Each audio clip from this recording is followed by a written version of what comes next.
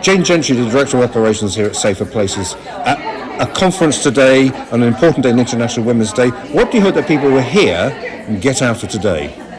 I hope that they recognise that victims of domestic abuse are not just bruised women, that they've got children that are affected by the abuse.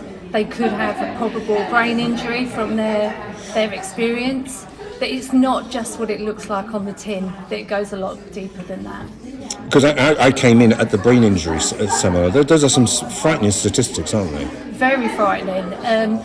Shocking to even me, who's been working in the domestic abuse field for 18 years, that potentially 50% of the women that we see could have an untreated brain injury.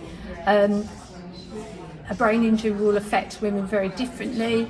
They won't engage in services. They might look like they're not able to look after their children. Their children are removed as a result, or they could be in the criminal justice system. So it's really important that it's recognised and supported. It's a multi-agency facet, isn't it? Because I can see people from all sorts of organisations. You can see there's councillors here, Essex Police. Is that a good point? Is everybody in the room and everybody singing from the same hymn sheet? I think everybody hopes to achieve the right outcomes for victims and survivors. I think there's a lot more work that we need to do. We need to work together. When people get to us as Safer Places, they're actually at the end of the spectrum where they're in crisis. We want to catch them early intervention, and that could be working with local support services, even around debt, to try and online. We wouldn't have been having this conversation probably 18 years ago. So but now it's so important. So therefore, when it comes to misogyny, is education one of the key factors? Absolutely. Education is the most important factor.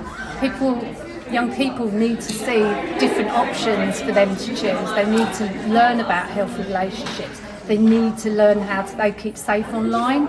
Our young women, for instance, are accepting parts of what's been actually discussed online as what they should accept, and that doesn't have to be the case.